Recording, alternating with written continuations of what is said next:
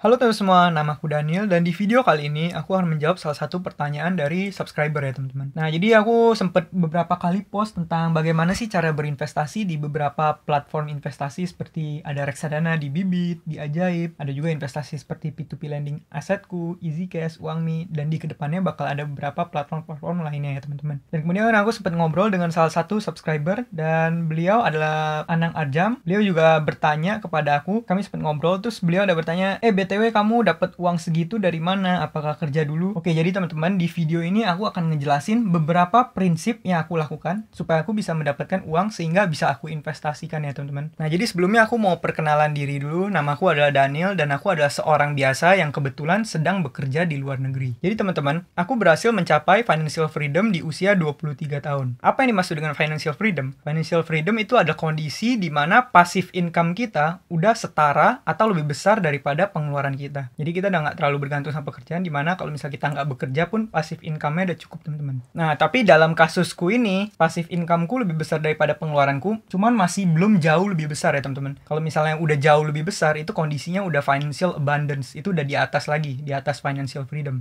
Kalau saat ini passive income-ku mungkin hanya beberapa kali lipat dari pengeluaranku saat ini. Belum sampai besar-besar banget teman-teman. Jadi asetku juga masih belum banyak banget. Cuman udah cukup lah passive income untuk menutup pengeluaranku saat ini. Cuman aku belum mencapai yang namanya financial abundance. Nah, jadi di video ini aku juga nggak bermaksud menggurui. Aku di sini hanya ingin sharing aja tentang apa sih yang aku lakukan. Karena aku yakin nih teman-teman, di luar sana masih banyak yang jauh lebih hebat. Bahkan ada yang jauh lebih muda dari aku. Asetnya udah jauh lebih berkali-kali lipat, berpuluh-puluh kali lipat, jauh lebih banyak daripada aku. Jadi di video kali ini aku bukan yang mau sombong atau apa, aku cuma mau sharing apa cara yang aku lakukan untuk mencapai financial freedom di usia 23 aku itu. Nah, di sini aku udah siapin presentasi ya teman-teman. Ini adalah beberapa poin penting yang aku lakukan sehingga aku bisa mencapai financial freedom tersebut di usia 23. Oke, yang pertama teman-teman, poin paling penting adalah kita harus memiliki literasi keuangan. Dan literasi keuangan ini semakin awal kita punya, itu bakal semakin baik. Nah, gimana cara kita dapat literasi keuangan? Itu kamu bisa dengan baca buku, dengan terus juga ikut seminar, nonton YouTube. Aku pribadi, aku udah banyak baca buku. Aku udah membaca sekitar puluhan buku sampai saat ini. Dan kebanyakan dari buku tersebut adalah mengenai keuangan, teman-teman. Makanya channel yang aku buat juga namanya channel Investor Habit, dimana kita membahas tentang investasi ya, teman-teman. Namun di kedepannya nggak nutup kemungkinan kita bakal bahas topik-topik lainnya juga. Nah, jadi dengan kita belajar literasi keuangannya baik, kita tahu teman-teman bahwa poin utamanya orang kaya itu nggak bekerja buat uang. Orang kaya membuat uang bekerja buat mereka. Gimana cara kita membuat uang bekerja buat kita? Itu either kita memiliki sebuah bisnis atau kita melakukan yang namanya investasi, di mana uang kita bekerja menghasilkan uang lagi untuk kita. Buku yang paling penting menurutku adalah Richest Man in Babylon, sama satu lagi adalah Rich Dad Poor Dad karya Robert Kiyosaki ya teman-teman. Teman-teman juga boleh coba baca buku Robert Kiyosaki yang lain, itu benar-benar ngebentuk tentang mindset kita teman-teman. Nah, jadi poin yang kedua adalah ambil lebih dari satu pekerjaan, bangun sumber penghasilan ganda. Jadi poin di sini yang penting adalah kamu memiliki multiple source of income, di mana kamu nggak boleh bergantung hanya satu sumber penghasilan. Contoh nih, kalau misalnya kamu udah punya pekerjaan utama, katakan kamu bekerja dari jam 9 sampai jam 6. Di luar jam pekerjaan utamamu itu, kamu harus memiliki pekerjaan lain, teman-teman. Entah kamu ngambil pekerjaan sampingan, atau kamu ngebangun bisnis, atau kamu misalnya create content, jadi social media influencer, atau bangun bisnis, atau freelance, atau apapun itu. Intinya, kamu nggak boleh bergantung sama satu sumber penghasilan. Nah, salah satu hal yang bisa kita lakukan juga adalah investasi, di mana investasi kan artinya kita membuat penghasilan baru. Tanpa kita bekerja, kita memiliki yang namanya passive income. Nah, jadi teman-teman dapat poinnya ya, bahwa kita harus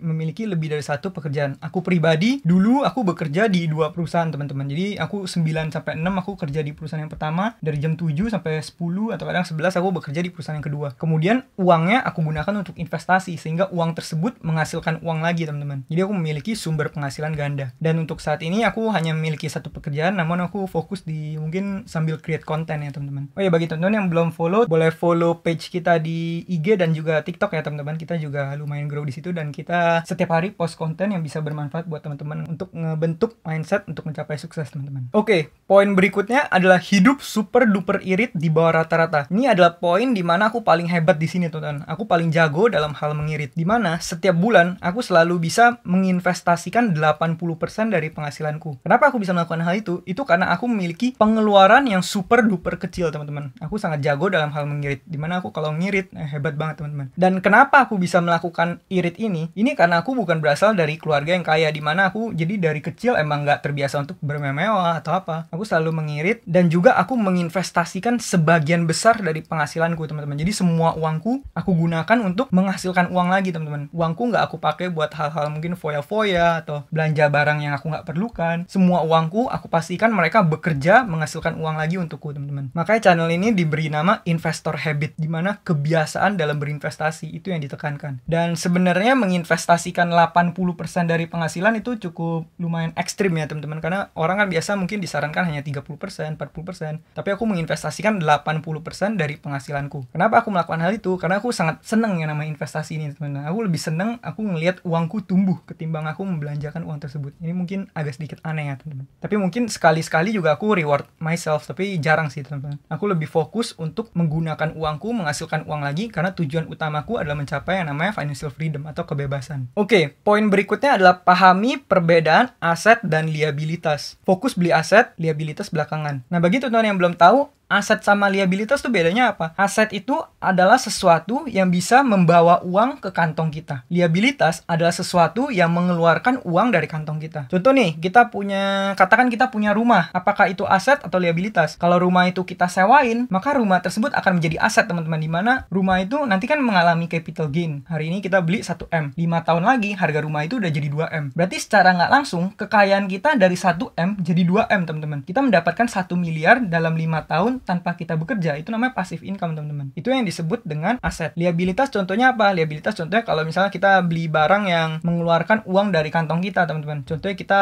nggak perlu-perlu banget nih, tapi kita ganti HP, kita beli barang konsumtif, itu kan malah liabilitas teman-teman. Contoh juga kita beli mobil. Kalau mobilnya kita nggak pakai, mobilnya kita nggak perlu-perlu banget, mobilnya bukan untuk keperluan yang menghasilkan uang, mobil tersebut hanya digunakan untuk pamer atau apa, bukan untuk bisnis, ya mobil tersebut bakal jadi liabilitas buat kita, dimana kita harus keluarin, kayak kita harus bayar pajaknya, kita bayar tol, bayar biaya untuk maintenance mobil tersebut, kemudian juga mobil tersebut mengalami depresiasi. Katakan kalau misalnya kita membeli mobil, kita beli mobil hari ini kita beli 500 juta. Setelah 5 tahun, mobil itu harganya udah bukan 500 juta teman-teman, mungkin udah jadi 200 juta atau 300 juta. Karena mobil mengalami yang namanya depresiasi atau penurunan harga. Sedangkan konteksnya tadi, kalau kita beli aset, kita beli rumah atau kita beli saham, 5 tahun lagi harganya udah naik teman-teman. Contoh kita beli saham katakan kita beli saham Bank Buku 4 deh, kita beli BBCA, BBRI, segala macem. Kita beli hari ini harganya 1 miliar, tapi 5 tahun lagi mungkin harga saham di bank-bank tersebut udah jadi 1,5 M atau jadi 2 M. Di situ kan kita mengalami yang namanya kenaikan dalam kekayaan atau net worth ya teman-teman. Itu yang namanya aset. Jadi di sini poinnya adalah kamu harus fokus membangun aset. Kalau bisa seminim mungkin kamu jangan membeli liabilitas teman-teman. Boleh, tapi kalau bisa dikit aja ya teman-teman. Aku pribadi aku juga nggak banyak sih beli liabilitas. Semua uang yang aku keluarkan, aku pastikan uang tersebut akan menghasilkan lebih banyak uang lagi buat aku. Jadi semua barang yang aku beli lebih kepada aset ya teman-teman ketimbang liabilitas. Kalau aku udah membeli sesuatu, kalau misalnya kalau sesuatu tersebut aku nggak perlu, biasanya aku nggak beli. Nah, berikutnya adalah lakukan budgeting.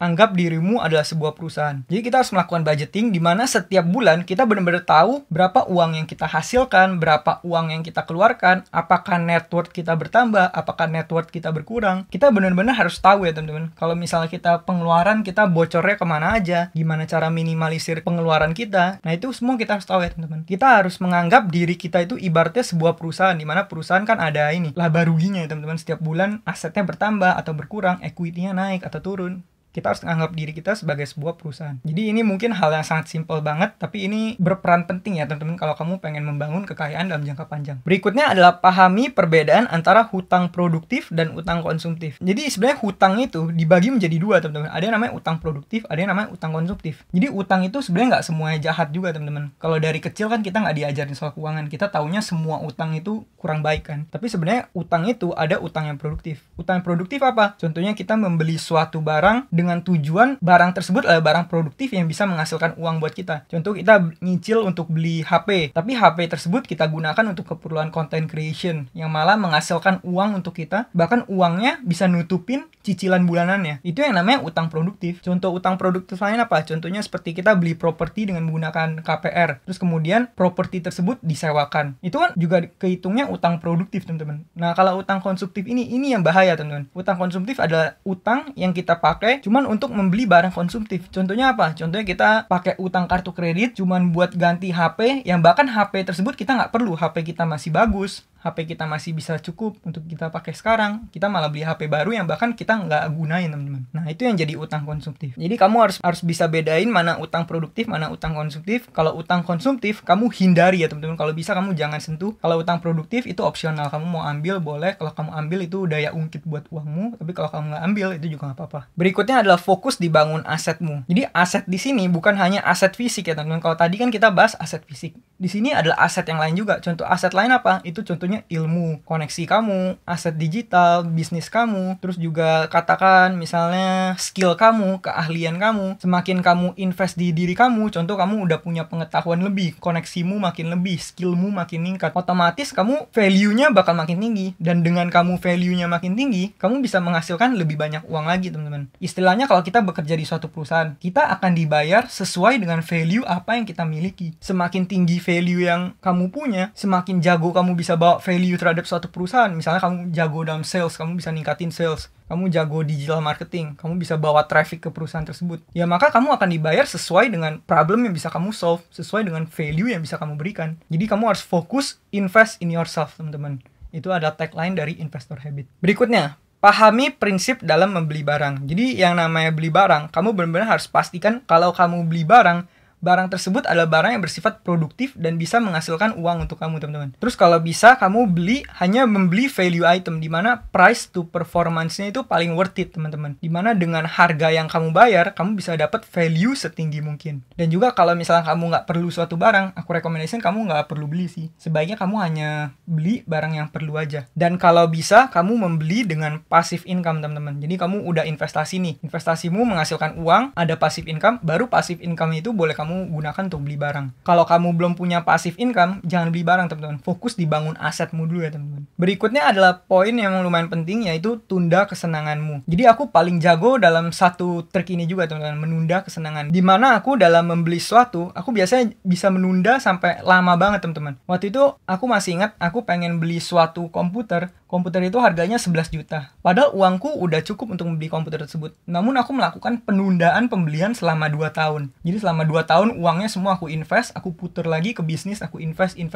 Sampai akhirnya aku memiliki aset, kalau nggak salah waktu itu udah lebih dari 300 juta, baru aku membeli sebuah komputer yang harganya 11 juta. Dengan menggunakan passive income yang dihasilkan oleh 300 jutaku itu. Kenapa aku melakukan hal itu, teman-teman? Itu karena aku benar-benar memahami konsep yang namanya menunda kesenangan ini. Karena intisari dari investasi adalah sebuah seni menunda kesenangan, teman-teman. Dimana kamu bisa beli suatu barang nih, tapi kamu nggak beli barang tersebut. Kamu tunda kesenanganmu, kamu investasikan uangmu, sehingga uangmu menghasilkan uang lagi, dan di masa depan, kamu bisa mendapatkan kesenangan yang lebih besar dengan uang yang kamu miliki. Karena uangnya udah bertumbuh makin besar ya, teman-teman. Nah, kalau misalnya kamu ikutin video-videoku sebelumnya, aku juga pernah membahas tentang Stanford Marshmallow Experiment, dimana ada suatu eksperimen nih, dimana ada satu ruangan, terus ada terdiri dari banyak anak kecil, lalu anak kecil itu dikasih eksperimen, teman-teman. Mereka dikasih penawaran, dimana mereka dikasih satu buah permen marshmallow ya. Terus kalau misalnya mereka makan marshmallow itu, ya udah nggak bakal dapat apa-apa. Tapi mereka dikasih tantangan, kalau kamu bisa menunda kesenanganmu, kamu nggak makan permen ini selama setengah jam, nanti aku akan kembali lagi ke sini dan kita akan memberikan kamu 2 permen, teman-teman. Nah, jadi dari situ kan udah dilihat tuh ada sebagian anak yang nggak tahan akhirnya makan, ada juga anak yang bisa menahan menunda kesenangan selama 30 menit, akhirnya nggak makan, terus setelah 30 menit dikasih permennya. Setelah berpuluh-puluh tahun, mereka di tes lagi, teman-teman. Setelah berpuluh-puluh tahun, mereka kembali lagi ke eksperimen tersebut. Dan secara statistik, didata bahwa orang yang dulunya bisa menunda kesenangan, anak-anak kecil yang dulu bisa menunda kesenangan, dan bisa mendapatkan 2 marshmallow, di masa depan mereka jadi orang yang lebih sukses secara finansial, lebih pinter, lebih kaya juga, lebih bisa membangun kekayaan. Kenapa, teman-teman? Karena yang namanya menunda kesenangan itu suatu skill yang nggak bisa dimiliki oleh semua orang ya, teman-teman. Ini hal yang simple banget, tapi nggak semua orang punya hal ini. Nah, jadi saranku pribadi, kamu kalau pengen beli sesuatu, jangan langsung beli, kamu tunda dulu kesenanganmu itu selama berapa tahun. Kamu fokus dulu ke membangun asetmu ya, teman-teman. Dan juga dalam membeli suatu hal, kalau bisa kamu pastikan kamu bisa beli barang tersebut berkali-kali lipat. Kalau kamu misalnya cuma punya uang 10 juta, tapi kamu maksa pengen beli barang yang 10 juta, kamu habisin semua uangmu hanya membeli barang itu. Menurutku itu kurang begitu worth it ya. Tapi kamu pastikan uang kamu udah berkali-kali lipat. Contoh kamu pengen beli barang 10 juta, kamu pastikan di rekening kamu punya 50 juta atau 100 juta, baru kamu boleh beli barang 10 juta tersebut. Kayak misalnya kamu pengen beli mobil harga 300 juta. Kamu pastikan kamu asetnya mungkin udah lebih dari 1M atau 2M, baru kamu beli mobil 300 juta. Karena kalau misalnya nggak kamu lakukan hal tersebut, cash flow kamu bakal berat nantinya, teman-teman. Berikutnya adalah pahami compound interest. Ini adalah prinsip investasi di mana bunga berbunga. Semakin lama kamu berinvestasi, maka bunga yang kamu hasilkan akan semakin besar, teman-teman. Contoh, kalau misalnya kamu investasi nih, kamu menghasilkan 10%, modal kamu 1 juta. Di tahun pertama, kamu hanya akan mendapatkan 10% dari 1 juta, yaitu 1,1 jadinya uangmu. Tapi di tahun kedua, kamu bukan mendapatkan 10% dari 1 juta, tapi kamu mendapatkan 10% dari 1,1 juta. Sehingga bunganya bukan lagi 100.000, tapi bunganya udah 110.000, karena udah 10% dari 1,1 juta, teman-teman. Dan begitu pula di tahun ketiga, keempat, kelima, semakin lama bunga yang kamu dapat akan semakin besar. Itu yang namanya konsep compound interest. Kamu harus pahami konsep compound interest dan kamu manfaatkan sedini mungkin. Semakin kamu muda kamu mulai investasi, maka nanti hasilnya bakal berkali-kali lipat lebih besar ya, teman-teman. Bahkan aku pribadi, aku mulai invest mungkin sekitar umur 18 atau 19, tapi aku ngerasa itu udah telat banget. Aku ngerasa kalau bisa lebih awal, harusnya aku mulai invest dari umur 10 tahun kalau bisa, teman-teman. Nah, berikutnya piramida keuangan harus aman. Di sini yang dimaksud piramida keuangan apa? Jadi sebelum kamu invest, kamu pastikan kamu punya piramida yang keuangan yang aman. Piramida keuangan yang aman tuh kamu harus udah melunasi semua hutang kamu, pastikan kamu nggak dalam kondisi minus. Kemudian kamu punya yang namanya asuransi dan kamu punya yang namanya dana darurat. Karena kalau kamu misalnya nggak punya fondasi awal tersebut, terus kamu langsung mulai invest, nanti mendadak kamu butuh uang atau misal kamu sakit, terus kamu nggak punya perlindungan dana darurat, nggak punya perlindungan asuransi, akhirnya kamu malah jual aset. Jadi bisa jadi itu kurang bijak ya, teman-teman, kalau misalnya kita belum punya fondasi keuangan yang sehat, terus kita langsung mulai invest. Makanya di sini poinnya adalah kamu harus utamakan piramida keuanganmu aman dulu sebelum kamu mulai investasi. Berikutnya, ini adalah konsep penting, yaitu never ending improvement ya, atau jangan pernah berhenti belajar. Kamu setiap hari selalu kamu belajar hal baru, kamu investasi pada dirimu sendiri, tingkatin skill kamu, tambah pengetahuan kamu, tambah koneksi kamu, perluas ilmu kamu, terus kamu juga konsisten naikin income kamu dan kurangin expense. Jadi kamu misalnya kamu udah mencapai satu titik income, kamu tetap berusaha untuk gimana caranya supaya bisa menghasilkan lebih banyak uang lagi. Karena yang namanya belajar itu adalah proses seumur hidup. Kamu nggak boleh berhenti belajar, teman-teman. Bahkan orang sukses di dunia pun, orang-orang terkaya dunia itu mereka masih belajar, teman-teman. Masih suka baca buku, masih belajar hal baru. Kalau mereka nggak belajar, mereka nggak adaptasi, mereka berhenti inovasi, bisa-bisa mereka nggak bisa mempertahankan kekayaan mereka, teman-teman. Bisa-bisa bangkrut, teman-teman. Makanya yang namanya belajar itu adalah poin penting, di mana itu adalah proses seumur hidup yang harus kamu lakukan secara terus-menerus, nggak boleh berhenti ya, teman-teman. Jadi kita jangan memiliki mindset di mana kita ngerasa udah pinter, udah nggak perlu belajar ini itu, udah tahu ini semua, nggak mau belajar lagi karena ngerasa udah bisa. Selalu punya konsep, setiap hari kita harus tumbuh 1% lebih baik, teman-teman. Jadi hari ini kita harus lebih baik daripada kita yang kemarin. Dan kita yang di hari besok harus lebih baik daripada kita yang di hari ini. Begitu juga dengan investasi, teman-teman, di mana aset kamu di hari ini harus bertambah, teman-teman. Oke, ini adalah poin terakhir ya, yaitu jangan lupa kamu jaga kesehatan kamu, karena pada akhirnya aset yang paling mahal yang kamu punya itu adalah kesehatan. Kalau misalnya kamu udah kehilangan kesehatan, kamu mau punya aset seberapa banyak pun, kamu nggak akan bahagia hidupnya, teman-teman. Karena pada akhirnya kesehatan itu yang paling penting. Dan poin kedua terakhir adalah jangan lupa bersedekah ya, teman-teman. Karena walaupun efeknya mungkin nggak kelihatan secara langsung, tapi nanti dalam jangka panjang malah sebenarnya itu adalah suatu hal yang bisa buka rezeki kamu, teman-teman. Walaupun efeknya nggak kelihatan secara langsung, nanti tiba-tiba ada aja rezekinya, ada aja job masuk kamu, ada aja tiba-tiba kamu naik pangkat, tiba-tiba kamu dapat peluang baru sana-sini. Makanya kamu jangan lupa juga untuk bersedekah ya, teman-teman. Yang penting kamu udah sisihin sebagian dari penghasilan, kita pakai buat sedekah juga, teman-teman. Nah, jadi sekian poin-poin yang penting yang aku anut sehingga aku bisa membangun kekayaan dan mencapai financial freedom di usia 23. Tapi aku disclaimer lagi, aku juga masih belum kaya, teman-teman. Aku hanya kebetulan aku punya pengeluaran yang kecil sehingga passive incomeku udah lebih besar daripada pengeluaran. Dan di luar sana masih banyak kok orang yang jauh lebih sukses ketimbang aku. Jadi di video kali ini aku bukan bermaksud untuk sombong atau ria atau pamer, enggak ya, teman-teman. Aku di sini hanya berusaha untuk sharing apa yang udah aku alami sehingga mungkin pengalamanku ini mungkin bisa jadi hal yang berarti buat orang lain di luar sana ya teman-teman. Nah, sekian sharing pada hari ini. Kalau misalnya teman-teman ada pertanyaan boleh tulis di kolom komen. Oh ya, bagi teman-teman yang pengen invest, teman-teman juga boleh pakai kode referral yang udah aku sebarkan di kolom deskripsi di video kali ini ya. Kalau misalnya teman-teman menggunakan kode referral ini, nanti kamu bisa dapat bonus, dan bonus-bonus itu kamu bisa pakai untuk investasi teman-teman. Nanti bonus yang aku dapat, aku juga bakal pakai untuk meningkatkan kualitas video-video di channel ini, sehingga channel ini bisa membantu meningkatkan literasi keuangan masyarakat Indonesia teman-teman. Sekian video pada kali ini. Akhir kata, jangan lupa untuk selalu invest in yourself. Sampai jumpa di video berikutnya. Bye.